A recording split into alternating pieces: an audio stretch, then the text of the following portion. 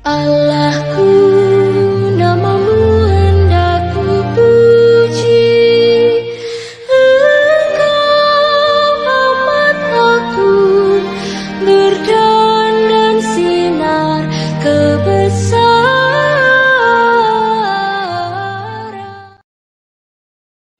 Ester pasal 9. Dalam bulan yang ke-12, yakni bulan Adar, pada hari yang ke-13, ketika titah serta undang-undang raja akan dilaksanakan, pada hari musuh-musuh orang Yahudi berharap mengalahkan orang Yahudi, terjadilah yang sebaliknya. Orang Yahudi mengalahkan pembenci-pembenci mereka.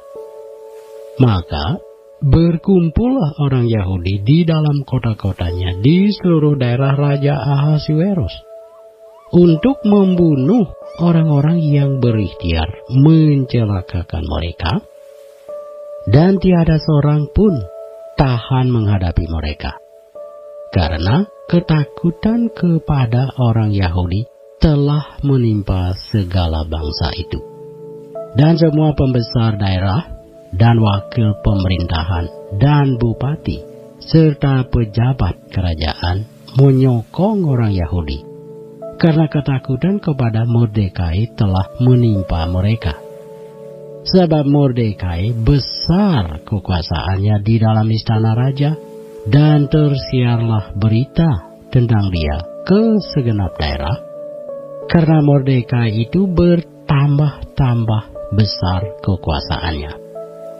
Maka orang Yahudi mengalahkan semua musuhnya. Mereka memukulnya dengan pedang, membunuh dan membinasakannya. Mereka berbuat sekehendak hatinya terhadap pembenci-pembenci mereka. Di dalam benteng Susan saja orang Yahudi membunuh dan membinasakan 500 orang. Juga Parsandata, Dalfon, Aspata, Porata, Adalia, Aridata, Parmasta, Arisai, Aridai, dan Waisata, ke-10 anak laki-laki Haman bin Hamedata, seteru orang Yahudi, dibunuh oleh mereka. Tetapi kepada barang rampasan tidaklah mereka mengulurkan tangan. Pada hari itu juga, jumlah orang-orang yang terbunuh di dalam benteng Susan disampaikan ke hadapan raja. Lalu titah raja kepada Ester, sang ratu, di dalam benteng Susan saja orang Yahudi telah membunuh dan membinasakan 500 orang beserta ke-10 anak Haman. Di daerah-daerah kerajaan yang lain, entahlah apa yang diperbuat mereka.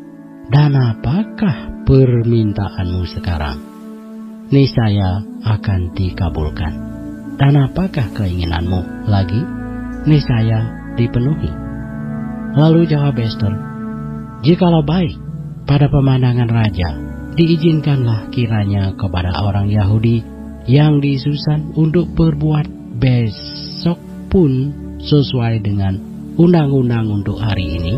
Dan ke-10 anak Haman itu hendaklah disulakan pada tiang. Raja pun menitahkan berbuat demikian. Maka undang-undang itu dikeluarkan di Susan, dan ke-10 anak Haman disulakan orang.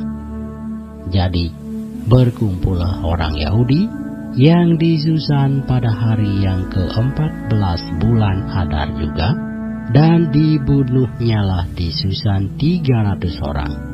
Tetapi kepada barang rampasan tidaklah mereka mengulurkan tangan. Orang Yahudi yang lain yang ada di dalam daerah kerajaan berkumpul dan mempertahankan nyawanya serta mendapat keamanan terhadap musuhnya. Mereka membunuh 75.000 orang di antara pembenci-pembenci mereka. Tetapi kepada barang rampasan tidaklah mereka mengulurkan tangan. Hal itu terjadi pada hari yang ke-13 dalam bulan Adar. Pada hari yang ke-14 berhentilah mereka, dan hari itu dijadikan mereka hari perjamuan dan sukacita. Akan tetapi, orang Yahudi yang di Susan berkumpul baik pada hari yang ke-13, baik pada hari yang ke-14 dalam bulan itu, lalu berhentilah mereka pada hari yang ke-15, dan hari itu dijadikan mereka hari perjamuan dan sukacita. Oleh sebab itu, orang Yahudi yang di pedusunan, yakni yang diam di perkampungan, merayakan hari yang ke-14 bulan Adar itu sebagai hari sukacita dan hari perjamuan, dan sebagai hari gembira untuk mengantar makanan. Maka Mordekai menuliskan peristiwa itu, lalu mengirimkan surat-surat kepada semua orang Yahudi di seluruh daerah Raja Ahasiweros, baik yang dekat, baik yang jauh, untuk mewajibkan mereka supaya tiap-tiap tahun merayakan hari yang ke-14 dan yang ke-15 bulan Adar, karena pada hari-hari itulah orang Yahudi mendapat keamanan terhadap musuhnya, dan dalam bulan itulah duka cita mereka berubah menjadi sukacita, dan hari perkabungan menjadi hari gembira. Dan supaya menjadikan hari-hari itu hari perjamuan dan sukacita, dan hari untuk mengantar makanan, dan untuk bersedekah kepada orang-orang miskin. Maka orang Yahudi menerima sebagai ketetapan apa yang sudah dimulai mereka melakukannya, dan apa yang ditulis Mordekai kepada mereka. Sesungguhnya Haman bin Hamedata, orang Agag, seteru semua orang Yahudi itu, telah merancangkan hendak membinasakan orang Yahudi, dan dia pun telah membuang Pur, yakni Uni, untuk menghancurkan dan membinasakan mereka. Akan tetapi ketika hal itu disampaikan ke hadapan raja, maka dititahkannyalah dengan surat supaya rancangan jahat yang dibuat Haman terhadap orang Yahudi itu dibalikkan ke atas kepalanya. Maka Haman beserta anak-anaknya disulakan pada tiang. Oleh sebab itulah hari-hari itu disebut Purim, menurut kata Pur. Oleh sebab itu jugalah, yakni karena seluruh isi surat itu, dan karena apa yang dilihat mereka mengenai hal itu, dan apa yang dialami mereka, orang Yahudi menerima sebagai kewajiban dan sebagai ketetapan bagi dirinya sendiri dan keturunannya, dan bagi sekalian orang yang akan bergabung dengan mereka, bahwa mereka tidak akan melampaui merayakan kedua hari itu tiap-tiap tahun menurut yang dituliskan tentang itu, dan pada waktu yang ditentukan, dan bahwa hari-hari itu akan diperingati dan dirayakan di dalam tiap-tiap angkatan, di dalam tiap-tiap kaum, di dalam tiap-tiap daerah, di tiap-tiap kota, sehingga hari-hari Purim itu tidak akan lenyap dari tengah-tengah orang Yahudi,